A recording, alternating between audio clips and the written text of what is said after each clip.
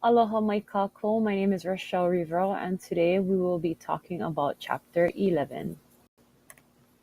And so chapter 11 is about problem solving. And basically we're just going to do an overview of problem solving strategies. So, homai kai, let's get started. So I know after reading the chapter, you guys understand that there are so many different types of strategies and techniques to problem solving. But what I want for you guys to do is to focus on these 5 very important key elements, which I have listed here to our right. And I really want you guys to make a mental note of it because we will be elaborating on them in the forthcoming slides. And so it all started with this gentleman here to our left, and his name is John Dewey. And what he did was he wrote a book in 1910, and it was really all around reflective thinking and how to effectively solve problems and help identify the ways to solve problems. And it was titled How We Think.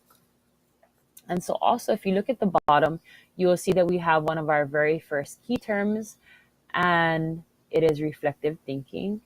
Also, going forward, all of our key terms will be in this very same type of format.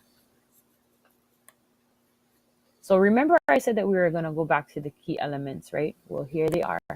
And they're listed here to our right again, and to our left are the questions that John Dewey had developed in his book. And so you can identify fairly quickly the similarities, and not only because I highlighted them in red. For you folks, I made a cheat sheet, but for example, what is the felt difficulty or concern? Identify and define the problem. Where is it located and how is it defined? Is very similar to analyze the problem. So you guys can kind of see the pattern, right? I don't have to go through the whole thing. You guys are akamai enough, I'm sure. So basically in the 1920s to the 1930s, so many scholars really started adopting John Dewey's framework for problem solving and constructing courses around it. So it became the standard agenda, which is also our next key term here on the slide to our right. And one example of the scholars that authored a book around John Dewey's framework was Alfred Dwight Sheffield. And so next, we're just really going to be talking about finding that balance in structure and interaction within groups. And so we all know that working within groups can get very messy, very disorganized, very, very quickly. And so the book really elaborates on why structure and interaction is very important and vital, and also how it's very important to find the balance between structure and interaction. And I have also defined the terms for you, and they are also our key terms here to the right. Next, groups need structure. And so researchers went out and they observed naturally occurring discussion within groups, and they found that groups with little to no structure were really not as focused or efficient as groups that had structure. And they also found that groups with little to no structure were really not committed or on the same page with the ideas of their other group members. They also found that groups with little to no structure were usually dominated by an outspoken member, and that they had a lot more conflict, and especially unmanaged conflict. And they usually jumped at the first solution that was allotted to them.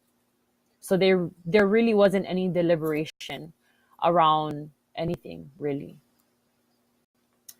Groups need interaction. And not any type of interaction, right? Quality interaction, because why not? It makes sense. Because it can help to improve the quality of the overall performance of the group and its group members. And not only that, but it helps to increase an understanding between the group members. It also helps to increase the value of the contribution to the group by the group members.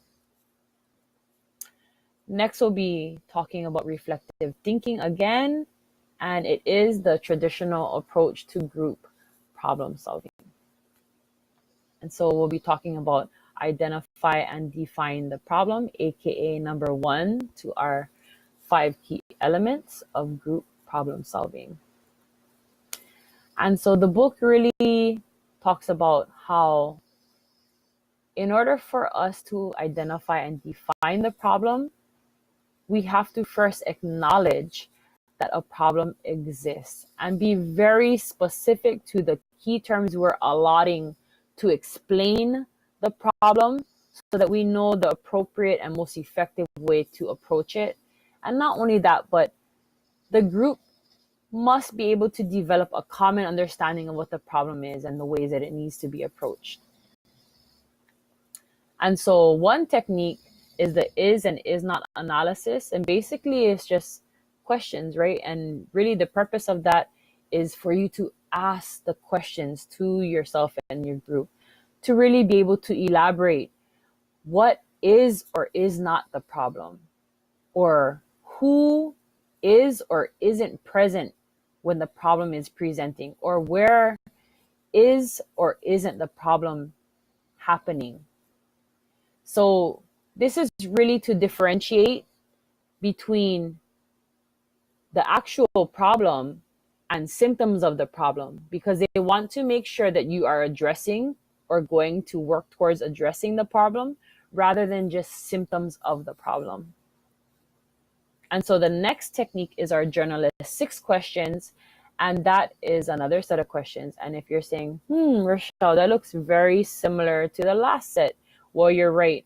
And another fun fact to this is it's actually called a journalist 6 questions because guess what? Journalists actually use it in their interviews and their broadcasts. And basically, it's just to stretch it out and really make you elaborate and think about these questions and really pull it out, right? Stretch out the problem, decipher it, and figure it out. Another one is, and I really hope I'm saying this correct, our Pareto chart. And you'll also see Pareto principle on the bottom, which is another one of our key terms. And it's basically saying that the source of 80% of our problems comes from 20% of incidents. And so that's basically going in correlation to what the Pareto chart is. And it's a bar graph that shows the frequency and the cause and source of certain things and problems in between the groups. Another thing that we have here is another technique, which is called the SWOT analysis. And when I say SWOT, I'm not talking about SWAT a fly. I'm not talking about SWAT teams who come and barge in the criminals' doors. What I'm talking about is an acronym. And the acronym is strengths, weaknesses, opportunities, and threats. And basically, strengths and weaknesses is more the internal source of what's going on within the group. And opportunities and threats are more external, meaning that they're coming from the outside and they can impact the group from the outside. And so basically that's what I had for chapter 11, guys. I hope that you learned a lot from me today. I know that we have some technical difficulties going on right now, but I hope that you still enjoyed yourself and you learned a lot. Aloha mai kako e malama pono.